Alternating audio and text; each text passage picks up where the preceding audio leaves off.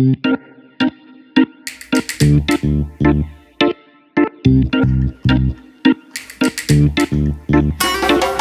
otvoriš oči, otvoriš i kliks preko live streama. Slušaš Radio Mix, horoskop, show, biz i komentari. Svaki te frajer preko Vibera bari. Kačiš se na vijesti i na glupe stvari. Više znaš političara nego moj stari. Bolje bi ti bilo da srolaš nego što scrollaš. Bolje bi ti bilo da srolaš nego što scrollaš. Na kafici kljucaš, na Messengeru kucaš. Kad te nešto pitam, mucaš. Srcuješ, lajkaš pa promijeniš profilnu. Staviš na kofirnu, baš se brukaš. News feedback ćeš čak i kad hodaš. I vas da nešto moraš. Bolje bi ti bilo da srolaš nego što scrollaš. Bolje bi ti bilo da srolaš nego što scrollaš.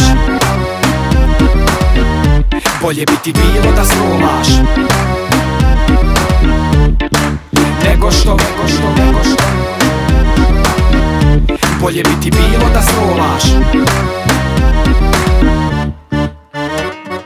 Na Instagram ideš, a sa mnom nikad ne moš. Ti vas da nervozna, ja vas da preloš. Na Skype-u si stalno s jaranicom iz Graca. Bolje nego ja zna kaka ti je faca. Mene ni ne lajkaš, ni ti zoveš Bona, jer voliš samo pjesme preko 300 miliona. Bolje bi ti bilo da srolaš nego što scrollaš. Bolje bi ti bilo da srolaš nego što scrollaš. Igraš igrice, pratiš vlogove, dopisuješ se s likovima što ti psuju bogove. Ti i tvoja raja ste najluđa ekipa, niko nikad nije vidio ludlo tog tipa. Tipkaš sa svima i glumiš da si fina, a meni nećeš ni da ostaviš sina. Bolje bi ti bilo da srolaš nego što scrollaš. Bolje bi ti bilo da srolaš